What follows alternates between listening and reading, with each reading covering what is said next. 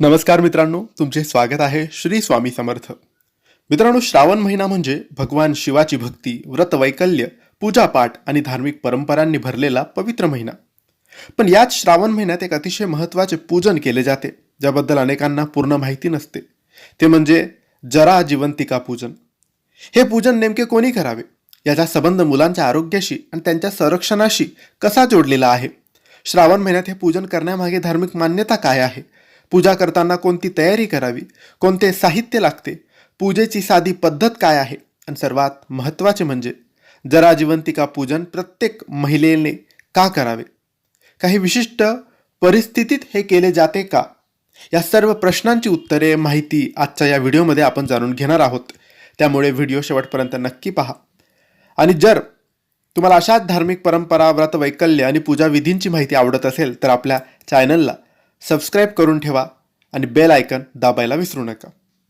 मित्रांनो, जरा जिवंतिका ही महाराष्ट्रातील काही कुटुंबांमध्ये आणि परंपरांमध्ये श्रावण महिन्यात केली जाणारी एक धार्मिक पूजन आहे. हे पूजन श्रावण महिन्याच्या शुक्रवारी केले जाते.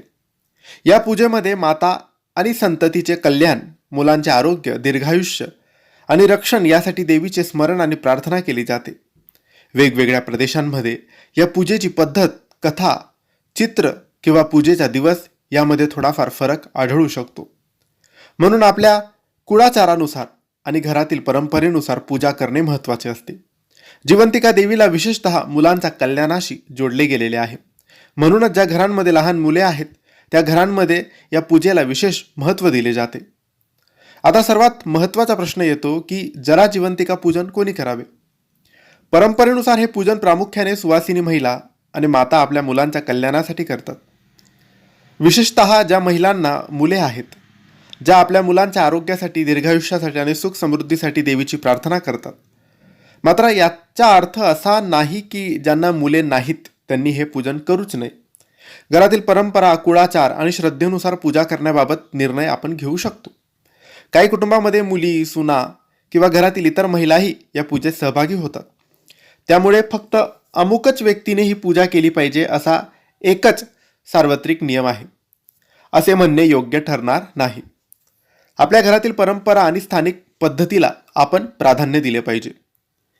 मित्रांनो, प्रत्येक धार्मिक पूजेच्या मागे एक श्रद्धा आणि भावनिक अर्थ असतो. जरा जिवंतिका पूजा मागील मुख्य भावना काय आहे तर माझ्या मुलाचे आरोग्य चांगले राहावे, त्यांना दीर्घ आणि सुखी आयुष्य लाभावे आणि देवीची कृपा त्यांच्या जीवनावर राहावी. आईसाठी आपल्या मुलापेक्षा महत्त्वाचे दुसरे काय असणार?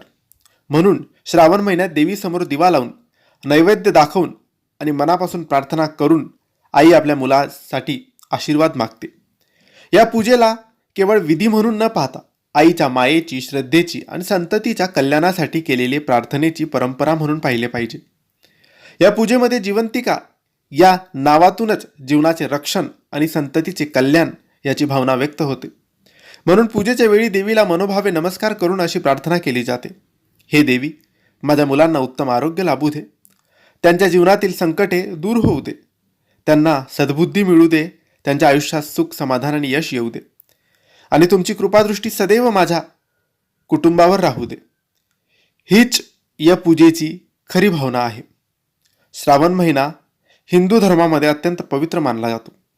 या काळात भगवान शिवाची उपासना, देवीची उपासना, विविध व्रत, उपास आणि धार्मिक अनुष्ठाने केली जातात. श्रावणामध्ये वातावरण भक्तिमय असते. त्यामुळे अनेक घरामध्ये आपल्या कुळ परंपरेनुसार विविध देवी देवतांचे पूजन केले जाते. जरा जिवंतिका पूजनही अशाच पारंपरिक पूजांपैकी एक आहे. मात्र येथे एक गोष्ट लक्षात ठेवा: जरा जिवंतिका पूजेचा नेमका दिवस किंवा विधी प्रदेश, कुटुंबानुसार वेगवेगळा असू शकतो, पण श्रावण महिन्याच्या शुक्रवारी हे पूजन केले जाते. मित्रांनो, यासाठी देवीचे चित्र किंवा जरा जिवंतिका देवीची प्रतिमा वापरली जाते. स्वच्छ पाट किंवा चौरंग, स्वच्छ वस्त्र अंथरून त्यावर फोटो किंवा प्रतिमा ठेवली जाते आणि पूजन केले जाते. तर तुम्ही सुद्धा संततीसाठी, त्यांच्या आरोग्यासाठी, रक्षणासाठी जरा जिवंतिका मातेचे पूजन नक्की करावे. ही माहिती आवडली असेल तर लाईक आणि शेअर करा. काही प्रश्न असतील तर कमेंट्सद्वारे विचारा आणि आमच्या चॅनलला सबस्क्राईब करायला विसरू नका. धन्यवाद. श्री स्वामी समर्थ.